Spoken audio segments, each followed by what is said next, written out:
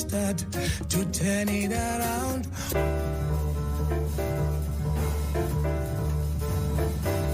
If we all could love one another, all the world could be as one. Just take time to love one another, all the world could be as one. Black man, white man, standing together, no more fighting to be done. Yellow, red man, dancing together, all the world could be as one.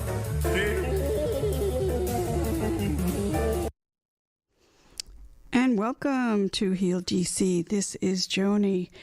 And today we have a special program, Giving Thanks to Special Healers. I'm going to explain that more in a moment. But I also want to give thanks for some folks in our community. Of course, we know we have a lot of frightening news going on in the world and right here in this country, but we also have some things to be thankful for. I want to give a shout out to Reverend Graylin Hagler, who many of you know is very much a part of this station. He recently underwent a second surgery last week, but he is doing well, and he wanted people to know that he's still on the battlefield. So keep your prayers for Reverend Graylin Hagler, and we hope to hear from him soon.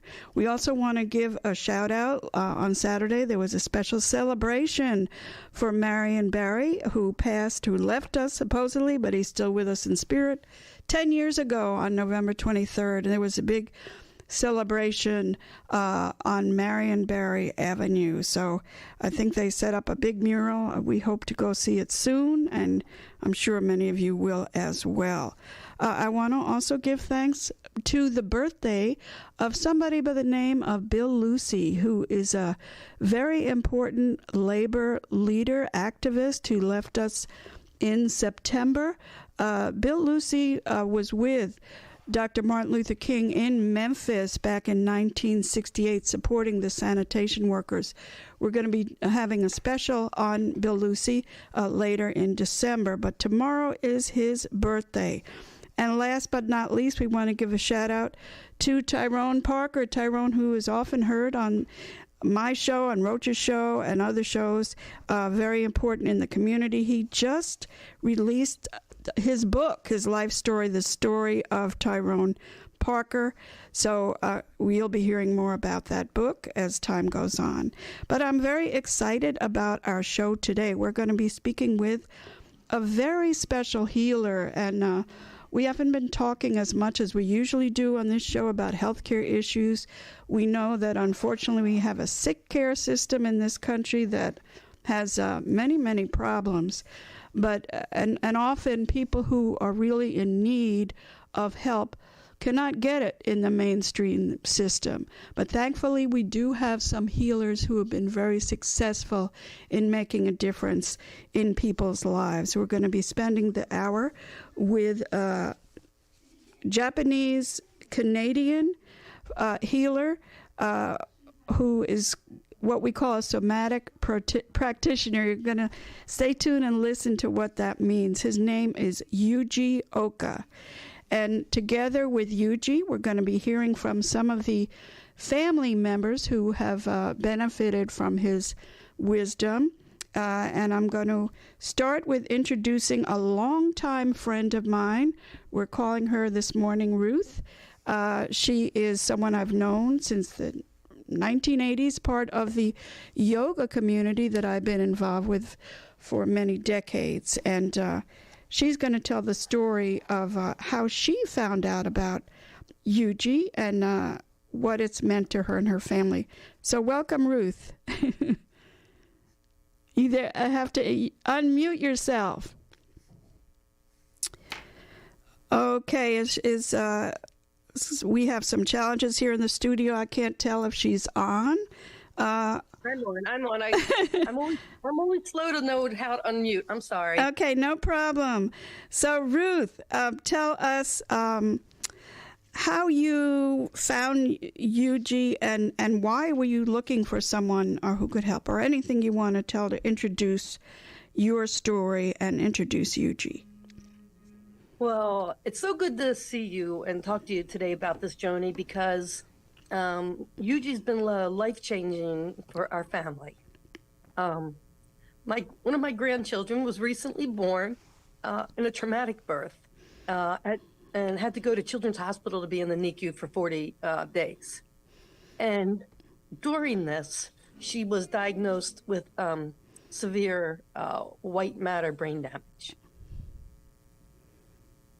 The traditional medicine path at the time when they basically discharged us was with very little hope for a meaningful life and absolutely no guidance as to how to make it better and not to expect any improvement whatsoever.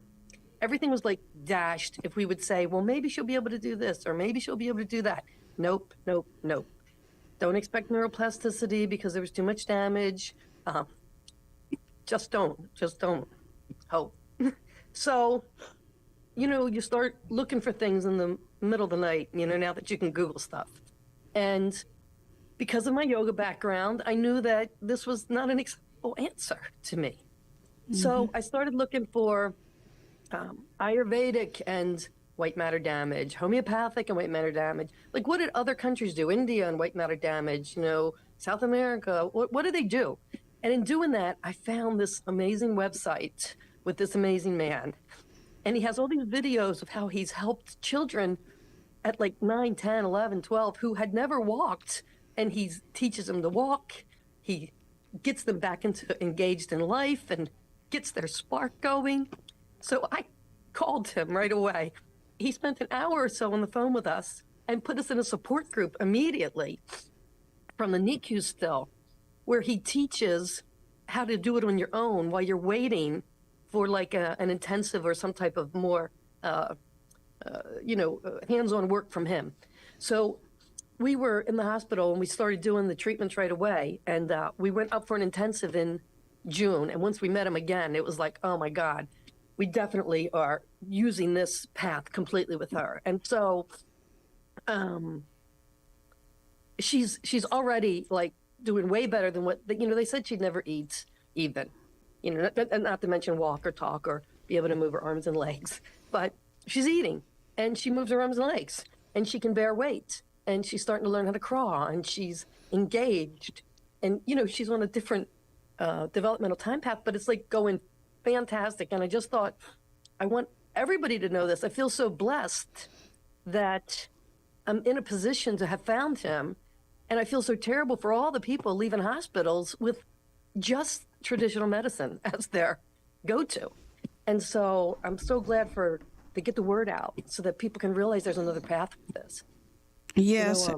And Yuji's going to be in the area in December. We'll talk more about that soon.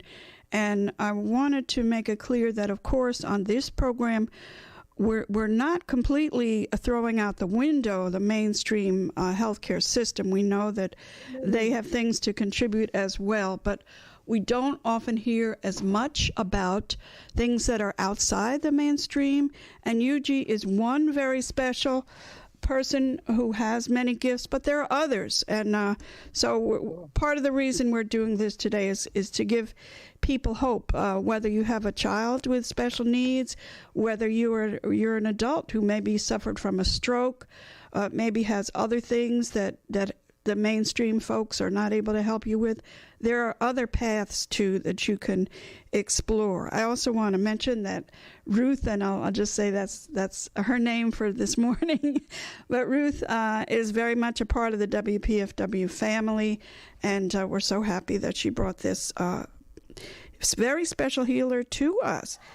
So with that said, we welcome Yuji Oka to the WPFW airwaves. Good morning, Yuji. And Good morning. I'm happy to be here with you. Yes, it's great for you to be here too. We have a lot to talk about, but let's just start with maybe a brief introduction of what it is you do, and then a little bit about your background. But for those listeners who don't have a clue really what we're talking about, give us in a few minutes your explanation of what it is you do to help people heal. Yes. Well, what I do is I work in a field called somatics. And in somatics, what we're interested in is to start any kind of intervention start from our own internal information. And that means sort of our sensations, our emotions, what we're thinking. And this is particularly important for the population of kids that kids with disabilities and special needs, because um, they are children who have very distinct learning challenges. Some of them can't are non most of them that I work with are nonverbal. Uh, they aren't able to express themselves with because they often lack body control, and so there needs to be an intervention for that that allows them to start to learn through their own proper door. And in the early years of life, your body is that sort of place where a child can understand the world around them. And so that's what I really basically try to do. I have a lot of special techniques, but the main thing that I'm really trying to get at is to create connection with the child and let them learn that the process of learning, which can be very, very challenging and sometimes very painful for them, to have them learn that that process is actually something that is joyful, that's enjoyable, and is part of their sort of natural flow. And this is a really big part of my approach, is that I want to work within the child's flow so they can be at their best. Okay, and I also want you, and we'll come back to this in a moment, but for you to also talk about the fact that you don't only work with children, you also work with adults. Of course, in our list, amongst our listeners, we have a lot of folks. Of course, we do have people who have special needs, children. We also have a lot of folks who just have maybe are recovering from a stroke, maybe have severe back pain is a common thing, and much, much more. So I want to make sure listeners know that you work with adults as well as children, correct? That's correct. That's correct. When you're working with the body and the stuff on the inside, all the stuff that is there is really basic fundamental stuff, the stuff that makes us really human. And so everyone who has been in an injury type situation or has gone through a surgery, what those situations entail is sort of starting right at the beginning of the learning process. You start working with your sensation, start working with how to interpret your pain, you start thinking about how you feel about your body. And that part that's being missed a lot inside of this. We have this wonderful medical system that has created a lot of change, but in the process of doing that, sometimes the focus is on the medication and the technology and not enough on this human connection. So yes, the learning process that happens for kids or adults is similar in the sense that we're getting back to roots. We're getting back to the body and just how we feel and what makes us feel right. Yes, and of course, I wouldn't say that our healthcare system is always wonderful. In fact, we have very poor outcomes compared to the rest of the world. Here in the United States, we have a much lower life expectancy rate, much higher certain disease rates, etc. So there's definitely room for other things outside of our mainstream here. And before we go into a little more what it is you do, tell us a little bit about your background. You are from Canada, and I think you do more than you're multi-talented person. So tell us a little bit about yourself, Yuji. Yes, let me back to this one point though with the medical system. It's funny, I travel all around the world, traveling for a long time, working with kids in different cultures and countries, and you're correct that it's not only the children's needs that are central to understanding how to work with them, but also the culture and the country that you're in. And country and culture has a different challenge of how to work with the kids. Some have non-existent funding for kids. You just on your own. Some they have that funding, but there's parts that are missing inside the situation. Like in England, for example, they will pay for your, but they're not allowed to touch the, can't lift the kids. So I have a lot of people I work with simply because that human element has disappeared. My start has been in this field, was started 30 years ago. Actually, I was a physics major in as an undergrad. And then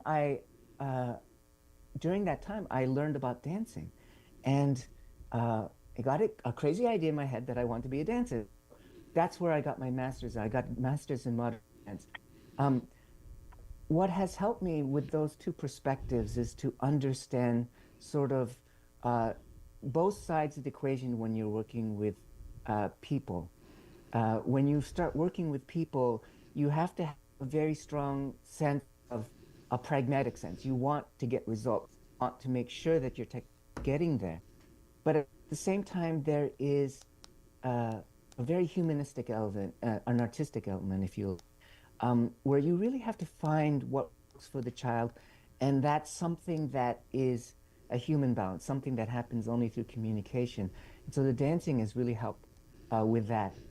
Around 1984 or so, I was charged with making a movement curriculum for kids in the special needs population.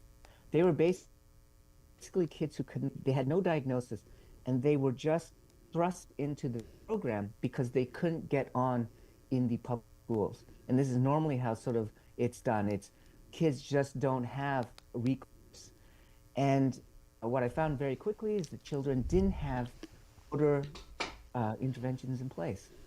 They just were given unguided playground time during recess. And so my job was to start to create a organized, guided system for them. And that's why I got started in this situation. Okay, and you're from Canada and you travel all over the world. I understand. Yes, yes.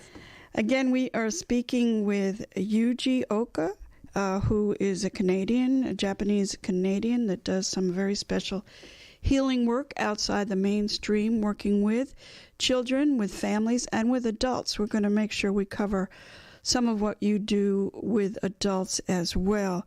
And in a moment, we're going to be speaking with two of the family members. You heard from Ruth earlier, and in a moment, we're going to be bringing on Shaniqua, who's calling from Georgia, to tell a little bit about how Yuji has helped her child. And again, these are stories that you don't usually hear. We're sharing it on Thanksgiving week to really encourage people, if you're in a difficult situation or you know people who are, that there are other alternatives that you're not going to hear about through your mainstream insurance company, if you have insurance. And again, this country is the only country in the industrialized world who does not have health care, universal health care for all people, which we've been fighting for 125 years since the Civil War. So we're thankful for people such as, or definitely Yuji himself. In a moment, I'm going to ask Ruth and Shaniqua, but Yuji, if you could just explain what it is you do. I think you have a something called the flow something. Can you talk about that, what it is you do relating to the idea of flowing? Yes, basically, with kids and adults who are going through physical challenges, the basic thing, as I said, is that you have to start from the very beginning of movement. And that's what I try to do inside the treatment. One of the big things that we often forget about when we are working in these situations is that there's sort of our natural way that we are inside of our bodies. And a lot of the kids that the treatment that is out there right now starts with the idea of function first. We're trying to get kids to just sort of get by, so that you want them to walk, you want them to sit, you want them to do all these things first, without checking in to see how they actually feel.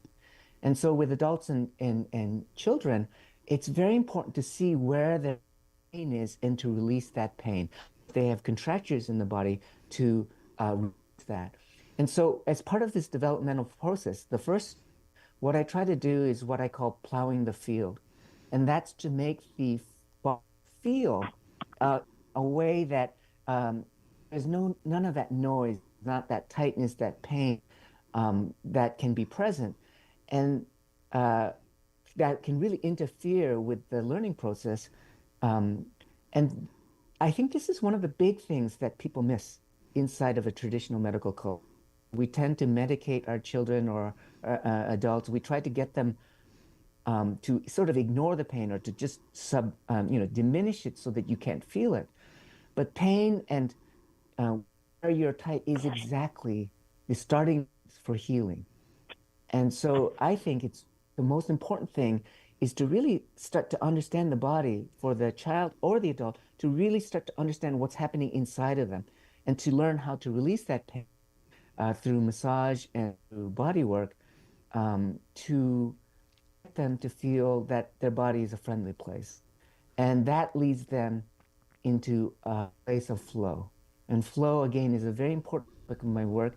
I want people to feel that they're not forcing. I don't want them to feel that they're doing road exercise. I don't want them to feel like they're going through some pain. I want them to feel that there's joy, discovery that they can find in their body. Yes, and I'm sure we'll hear some examples of that. And I think for listeners, it's important what you just said, that pain is actually an important signal to you or to your loved one what is going on. And usually the mainstream sick care system just makes the pain kind of go away but doesn't resolve the deeper issue. And I think that's what Yuji does. And also want to make it clear that Yuji is one of many healers in this country and in the world who are doing important work outside of the mainstream system. So it's not either or, it's both. And let me bring in and welcome Shaniqua from Georgia, and hopefully she can share a little bit about her situation with her little girl, I think it is. Welcome, Shaniqua. Hi, good morning. How are you? Good. And tell us a little bit, briefly what you'd like to share about is it your daughter? Yes, my daughter. She just turned 2, and so she was also born with an HIE, is what it's classified with. So she lost blood and oxygen to her brain while in utero, so while she was being delivered. And she also spent some time in a NICU. And during that time, they did a MRI and noticed that there was brain damage. Mm-hmm. And so we got the diagnosis very early, around 3 months. And it was tough because obviously that's not what we expected when we started our journey of parenthood. And so it was a lot of adjusting and a lot of hearing what she will not possibly be able to do. So inspired by neuroplasticity and knowing that the brain is capable of amazing things, by doing my research, I was able to find Yuji on YouTube, this amazing story of a young boy named Aiden and all the work that he did with him, and just watching him kind of connect with him really inspired me to kind of reach out to him and see how he could help Snow, because she was already in PT, she was in OT, they had her in speech, so she was already receiving all of the traditional therapies, but I wasn't seeing any improvements, and so I was looking for ulterior therapies, and so I called Yuji. It was just a pleasure, and I was able to get him out to Georgia so he could work with Snow. And while they were working, he was so excited. He was so connected with Snow. He never once asked me like any in-depth. I mean, he wanted to know her story, but like that didn't define her. For the first time, he was just taking Snow for who she is and like seeing what she can do and pushing her to do other things and just really enjoying movement in general. And Shaniqua, can you give us just briefly 1 or 2 examples of how your daughter Snow has improved since working with Yuji? Absolutely. She's a lot more aware, and I think for me, I think more so like I was able to connect with Snow differently. And because of that, she was able to be like comfortable in my presence and know that I'm safe here. And I wasn't trying to like put her in different positions or do different things that was uncomfortable for her that I might have been taught before. And so, really, like the flow patterning, sorry, plowing the field, which she was really tight originally. And so, they did want to put her on muscle relaxants. And I'm kind of on the holistic side of things as well. So I really didn't want to put her on any of those medications.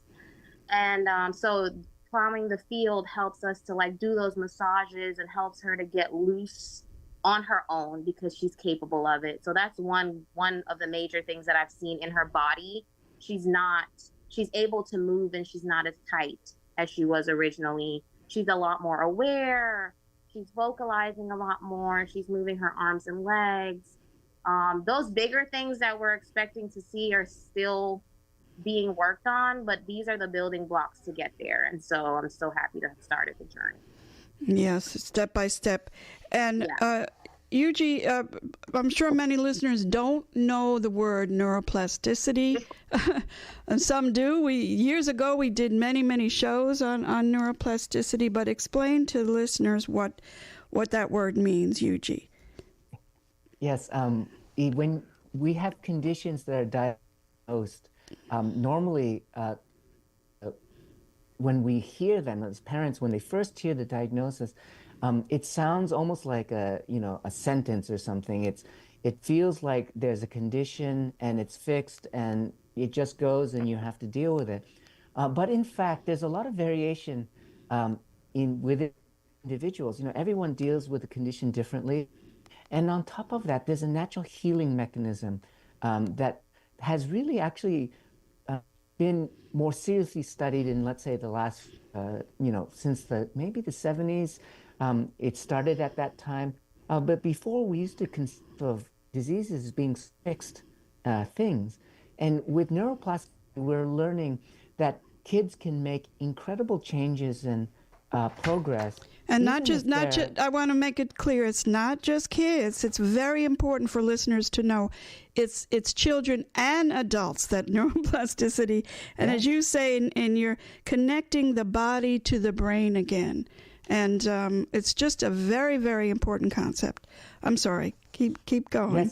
Yes. Well, in Ruth's situation with her child, what I'm doing, what her diagnosis is that because she was lacking a part of her, they thought she wouldn't be conscious, that she would be in a vegetative state the whole time. And the thing is that you don't know because of this neuroplasticity factor. The brain has this incredible situation where it can heal. So in her case, we're finding that that's not true. Like if you have a child and you keep that child activated and stuff, in that situation, you don't know what's going to happen. Same thing, I had a child who was CP who I worked with in June. CP is what? What is CP? Cerebral palsy. Okay. And which is a condition where the brain has had some damage to the motors. She was expected to talk. She literally, the walls of cerebral cortex, because her brain got inflamed, was so thin that the doctor said she'll never be able to talk, she'll never be able to understand anything. The mother just started repeating sounds, just started with syllables, started pointing out things, taking her and doing that. And she started speaking. She started with singing, and her child started speaking, and she is now the most articulate kid. But what the interesting thing is, when the parent went back to get an MRI on the child, the doctor came back and he was shook. He was literally like pale. And he said, you know what? Your child should not even be, like, I've never seen a child's cortex this thin before. And this the mother what? was like, well, I didn't catch the word. How is that? I'm sorry. I'm having trouble hearing you. Say that again, Yuji. He's never had a child that what? He had, the walls of the brain were so thin that the neurologist was surprised that she could talk. And when the parent asked why is she able to talk? A doctor replied that we don't know yet, but we believe that even small parts of the brain can take over the functions. And as I said, this is a girl who is one of the most articulate CP children, but neurological perspective, she should be vegetative. This is how little we know about the brain and how much neuroplasticity can be a big part. No understanding that can happen, be a big part of Absolutely. understanding. And I wouldn't say how little we know because there's been a lot of research on neuroplasticity. It's just that in this system, in the United States in particular, we do not integrate some of that information into the mainstream sick care system that's focused on making money. You're listening to Heal DC. This is Joni, and we're giving thanks to special healers this morning. We have one very special healer we're thankful to have on with us, Yuji Oka, who is a Japanese-Canadian somatic practitioner. And somatic means, well, maybe Yuji can explain a little better than me, but we also have with us two family members, Ruth from right here in the DMV, who's getting tremendous support for her granddaughter, and Shaniqua from Georgia. And we're going to announce in a moment, Yuji is going to be in the DC area for much of the month of December, and we're going to give out how you can contact him. But I want to again say that Yuji's not the only person who does this kind of work, and over the years we've had different people on. I believe we also have another family member or another person. We've been talking about children, but it's also we're going to spend a few moments now on adults. And Yuji, you've been able to do some amazing work with adults who have MS, who are recovering from stroke, and other challenges. And I believe we have Elizabeth on the line, who I think is someone who is recovering from a stroke. Good morning, Elizabeth. Good morning, and thank you for having me. Yes, so share with us what your challenge has been and how Yuji has been able to help. If you can. It was 8 years ago in January. I had my stroke, and it was really a bad one. I'm in Charlottesville, and I was at UVA Hospital, and I was supposed to die, and I didn't, obviously. But I went into a coma for about 5 weeks. And when I came out, you have to really dig. There are some actually really good people in the medical profession here in the West, but I would say the majority are not. So when I came out of my coma, I was told, I'll never do this, I'll never do this, I'll never. And prior to my stroke, I not only was a full-time researcher at UVA, but I am also the mother of 3 kids and a very serious competitive marathoner and tennis player. And now I'm still working on my walking.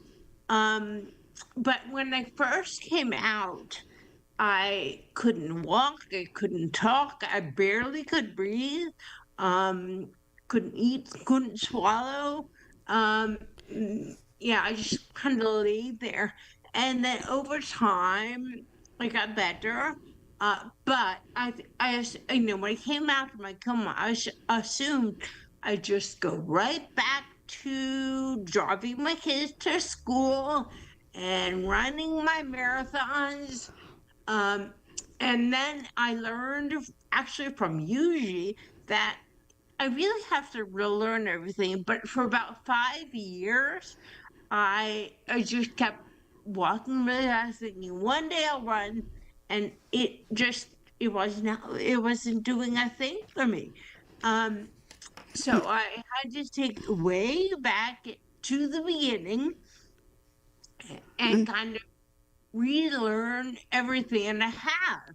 with the So I have a ways to go. I'm definitely a work in progress, and but I'm persisting. yes, and you're getting help from Yuji. I'm sorry to cut you off, but we don't have that much time left. I want Yuji to jump back in and share with people the fact that you and again, it's not only you, but you're with us this morning, have been able to help adults with stroke. Maybe you can share some other challenges that you can help adults with that oftentimes people are told there's nothing that can be done. And again, we want to make it clear we're not blaming the individual doctor.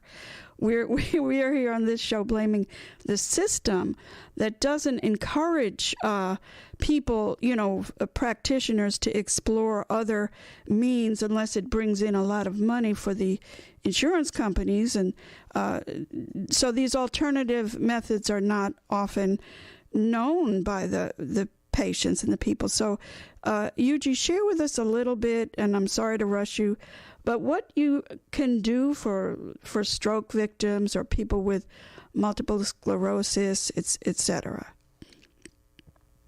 Well, let me just, when I met with Elizabeth, she was near the end of her journey, and she's on the cusp right now. She had gotten function back. She needed to get to this place where she balanced everything. She could stand by herself, can walk. This was her goal. And the thing that was preventing her at that time was, again, that all the exercises were done in such a rote way that she wasn't getting enough feedback on how to last piece, which is balancing. And that's what we're working on right now. She's now walking in a pool. But before that time, even crawling was a very big thing for her. That was just the coordination. We had to go back to the beginning to start to look at how all those little parts, learn these sort of exercise in isolation. But there's almost a dancing element that you have to do, a final integration. And with her, it's more about that integration part that sometimes, again, there's no sort of therapy for that, but it has to do with a very important exploratory piece, sort of balance and all your skills together, which you learn to be able to take that final step and walk. Another example is actually on the opposite spectrum. At the beginning, I just worked with a man. He had a stroke 5 years ago, actually a spinal surgery, and it really created all sorts of complications for him. And with him, I was starting at the very beginning, because 5 years he's been with pain, like 8, 9, 10 out of 10. It's like incredible pain. And there was no recourse for him except to take some medication. Medication wasn't even working for him.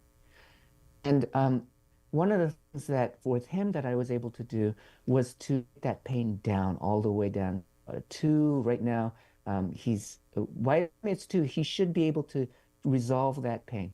And one of the things that is very important, this plowing the field thing, is that the idea of pain is just, again, not understood. They are signals. You have to find out exactly where the pain is. You have to find out what causes the pain. And then you have to do different techniques to release the pain. In my case, I use a nerve release technique that I developed. And in situation, there's ways you can manually decrease the inflammation of nerves. And that's really at the cause of the pain. So to make these situations concrete for people, let them understand what's happening in their body, that's the main step. It's not so much there are techniques to use, but the first and most foremost thing that you have to do is to understand that to learn about your body is definitely a learning developmental process. It's deeply individual, and you have to find it through a process of exploration that a deeper exploration than can be done if you're doing exercises. It really has to be integrated in people's lives. And this is what I encourage people to do, and I encourage others of kids to do, is to learn how to take matters into their own hands and start to figure out what they need. What do you need? What do your kids need in order to go forward and figure out how to overcome physical challenges they're facing? Yes, and I think what you're saying is important, but we should also emphasize that people can take matters into their own hands, but it's important often to do it with a helper, a healer, somebody who's trained, who can help guide you in the right direction. And again, just briefly, Yuji is one shining star amongst the healers in the world and in this area that can help people. But there are other techniques that we've talked about often on this show. But of course, Yuji talked about dance, yoga, and over the years we used to often have, and we'll get back to it, something called Feldenkrais, which is a funny word, but it is a technique that uses the idea of neuroplasticity to I'm sorry, I'm tongue-tied because we did so many shows on it. I'm not sure how to describe it in one sentence. Bertie, you want to? I'm sorry, Ruth, jump right in. I was going to say, we're also seeing Feldenkrais and something called ABM practitioners. Explain. People don't know what Feldenkrais is, so just explain it. It is such a strange word. I think it's a shame it's named that. It's another practice where it's a connection between the body and the brain is made. The practitioners come here and they very slowly try to bring awareness to, instead of the brain moving the body, it's the body moving the brain. And in that sense, they can start to work together. I'm going to say one of the things, just jumping back and forth, that Yuji mentioned with the releasing the energy blocks of the person, that was one of the things that was very useful to get started. And when we left Yuji's training, that's when we started having some Feldenkrais and ABM practitioners involved as well, because it's the combination. He releases the energy blocks, and he also teaches you. You can join a support group where every Saturday he teaches you how to do it. So with the use of local practitioners that you could find, that might include Feldenkrais, ABM, PT, OT, all the other options in massage, Tai Chi. Yes. In addition to all that, you can get the energy blocks released, the training with him, and then use the local practitioner. So it's been really good. Absolutely, and we'll try in the future to bring some of those other practitioners back on the air. I just want to give a shout out. Some people may remember Dr. Prim Dabin, who was a healer in this area, worked with Kokai Patterson, and was on the show with me for many years. His grandson had cerebral palsy, and he worked with one of the people from the what we call the Feldenkrais community, who helped tremendously. So our ancestor, Prim Dabin, is smiling as we have this discussion today. I want to shout out real quick to your sister and all the other Feldenkrais and ABM practitioners in this area who have spent a lifetime helping people. So thank you for everything.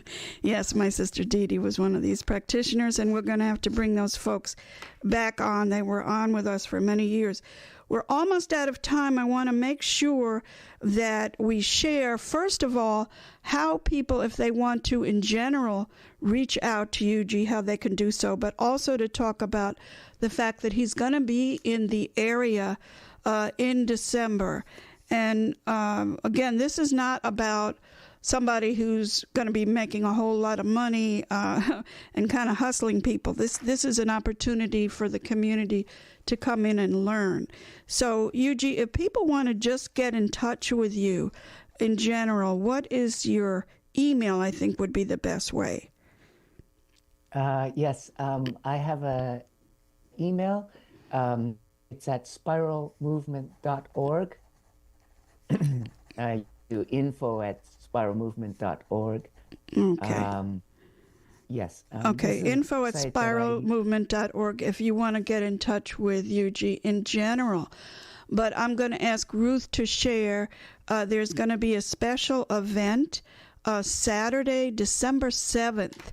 So talk a little bit about that, Ruth, and how people can might be able to. I'm trying to get as many people to know about this as possible. And so we're going to have a like presentation, demonstration, assessment type of event.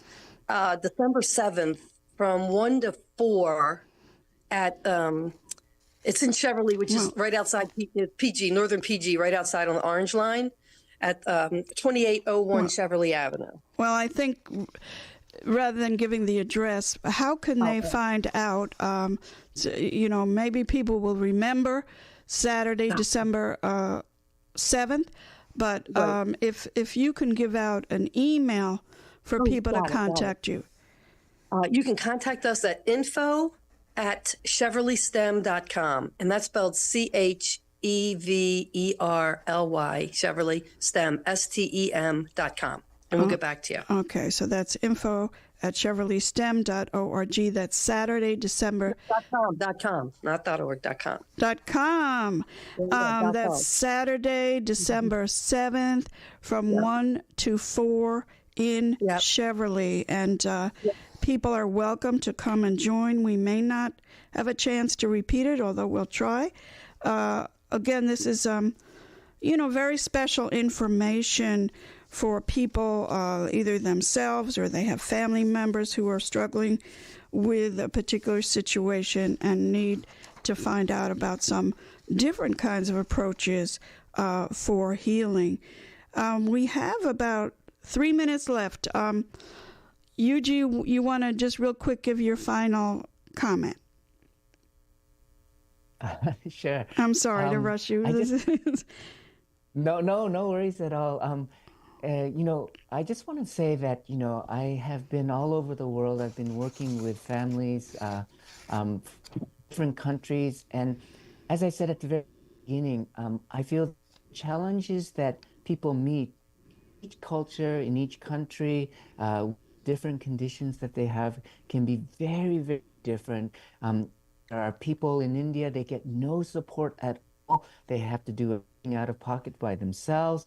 And a lot of kids there have to just stay at their parents' house. Sometimes they're in a room. They don't have the opportunity. Others, as I said, in Brazil, it's a very physical culture. So there's so much happening in terms of innovative things. But the parents don't know how to work with their kids. And so there are different parts. And I encourage everybody, as you were saying, to seek out, as Ruth was saying as well, to seek out and find people. You can find people who are non-specialists, people who gyms, or some people who do BJJ, or people who do different things, because it's really people who are passionate, who are willing to take what their knowledge and bring it to your child. And there are plenty of people like that. As you start to explore, you will start to see that the world is filled with caring people who are willing to make a difference and want to help and find out how they can use their skills to help your kids. So I encourage just people to get more information, try different things, and just understand that there's a world of help out there if you look for it. And of course, you can listen to WPFW and find out, of course, every Monday at 2 p.m. you can hear Dr. Watkins with Frank.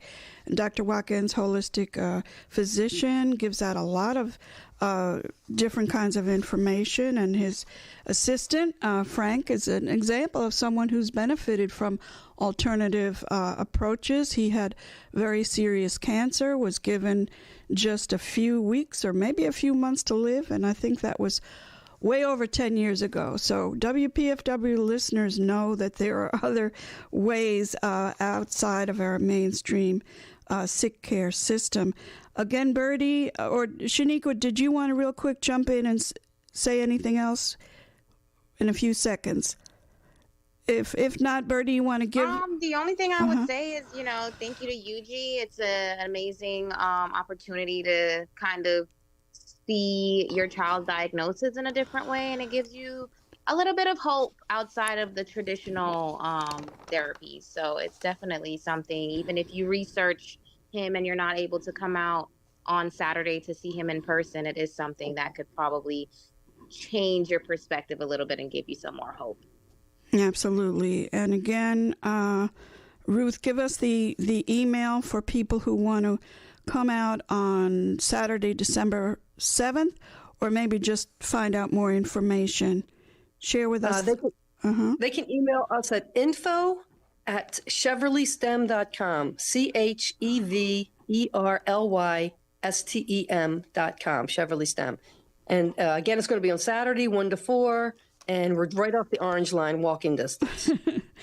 Okay, and we thank you very, very much, Ruth, whose family I've known for many, many decades. We thank you for being part of the WPFW family.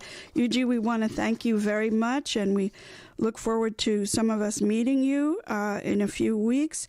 And again, Yuji is just one of a whole army, a peaceful army of healers out there that you often do not hear about. I want to give thanks to Kalia, our engineer today, and Magic Mike's taking a well-deserved break. I want to give thanks to Ruth for helping produce this show, also to Crystal and Mari. Shout out to Chuck Hicks, who not with us today, but he wanted us to let you know that every year, you may remember, he has a special Bread for the Soul event for children, particularly children who have special health challenges. He is going to be having a brunch on Sunday, December 8th, from I think 11:30 to 2, and we're going to hopefully have a announcement out not too long from now for people who want to join us. Chuck goes around the area, the DC area and the DMV, handing out special gifts for children with special health problems. We hope everybody has a positive giving thanks.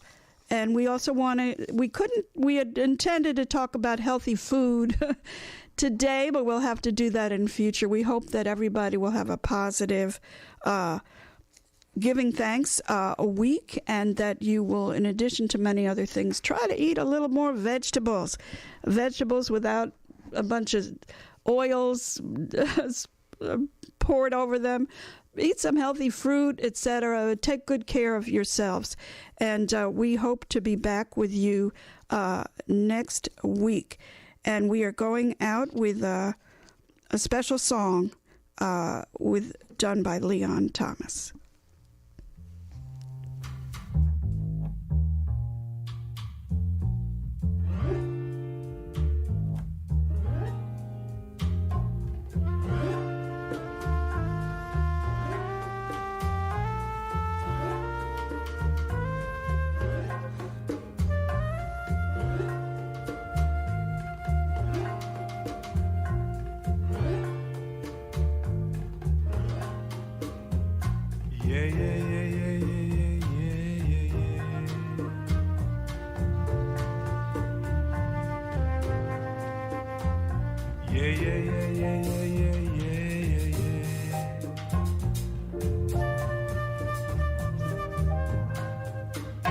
There was a time when peace was on the earth, and joy and happiness did reign, and each man knew his worth. In my heart, how I yearn for their spirit's return, and I cry as time flies.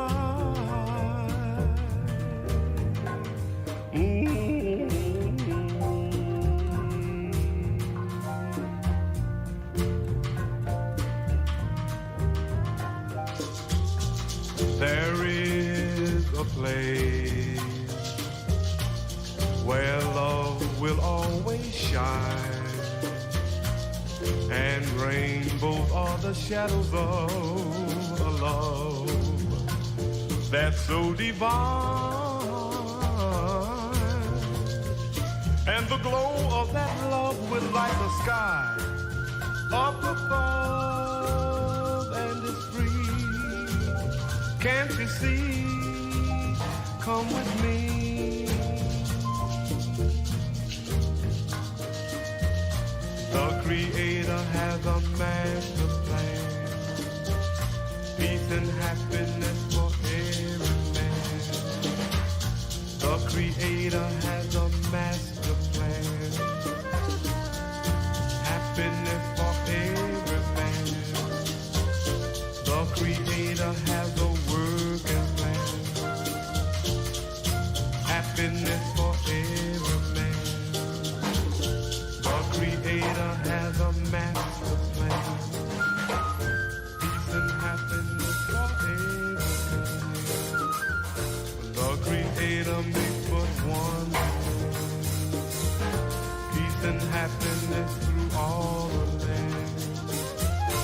A creator makes but one demand: happiness through all the land.